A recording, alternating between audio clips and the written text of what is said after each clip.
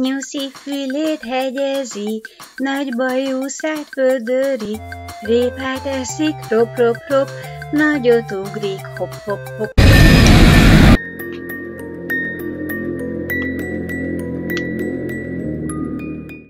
Üdv internetlakók, és kellemetlen húsvéti ünnepeket kívánok! Most, hogy sikeresen bedeszkáztam az ajtót, ablakot, a locsolkodni vágyokat pedig a pitbull kergeti el, már is magam elé vettem a sok csoki tojásomat. Mondom, csoki tojások. Tojások. Csokiból. Ne gondoljatok rosszra. A vércukorszintem a helyén van. A koffein kellemes dózisban csörgedezik az ereimben, így hozok nektek egy jó kis húsvétra való játékot, méghozzá 2019-ből.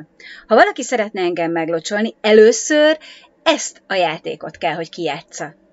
A Mr. Hobbs Playhouse egy igazi csemege. Indie fejlesztésű játék a Moonbit-től.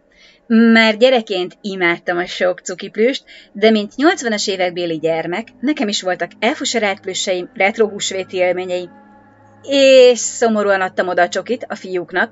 Én meg persze nem kaptam semmit, csak viseljem el a pacsulit, amitől bűzlöttem. Továbbá, kedves locsolkodók, mivel felnőttem, így most halkan jelzem. Akna van a kertben, nem is egy, úgyhogy jobb, ha távol maradsz, mert az összes csoki az enyém. Érted? Az összes? Nem osztozkodok holmi hagyományokra hivatkozva.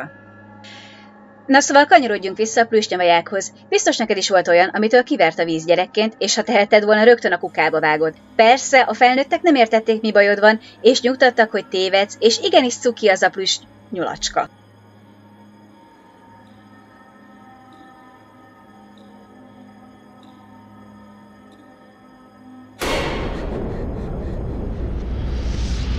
Ez a játék erre a gyerekkori félelemre fókuszál.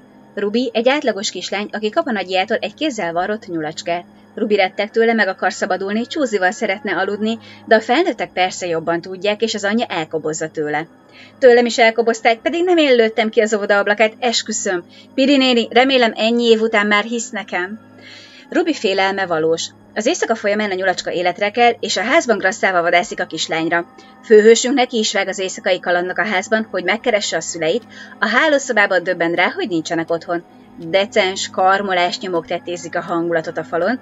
Első lendületből visszaosontam a gyerekszobába, és lefeküdtem aludni, amolyan ez csak egy rossz álom jeligére. Viszont nem ez a játék célja, így elfogócskáztam a rémnyullal a pincétől az emeletig, miközben összeszedtem vagy 6 kazettát, igen, retro magnó kazettát, amiken anyuka meséli, hogy mi történt a nagyival.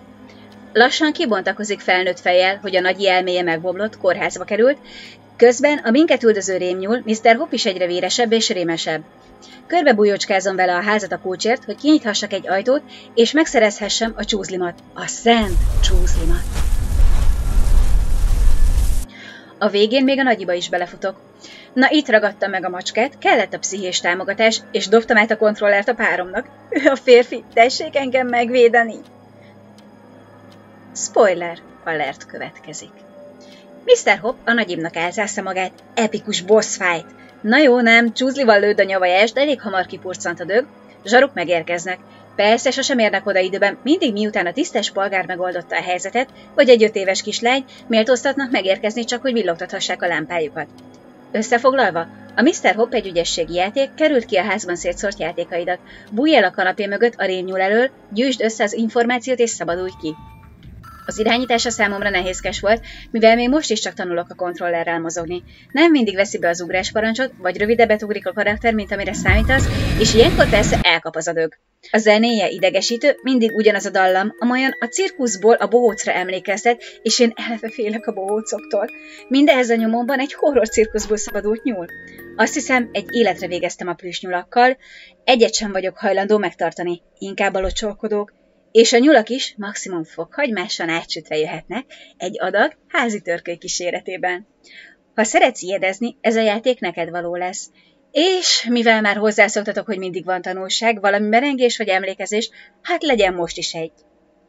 Emlékszel, amikor a szülők mindig rád szóltak, hogy este pakold el a játékaidat?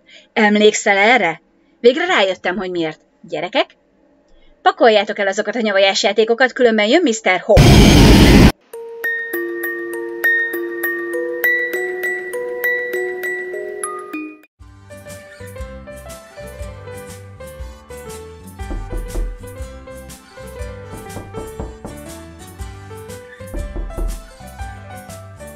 erdőbe jártam, kéki bolyát lettem. Nem! Szabad elocsolni. Gyere, Nyuszi, inkább téged választalak.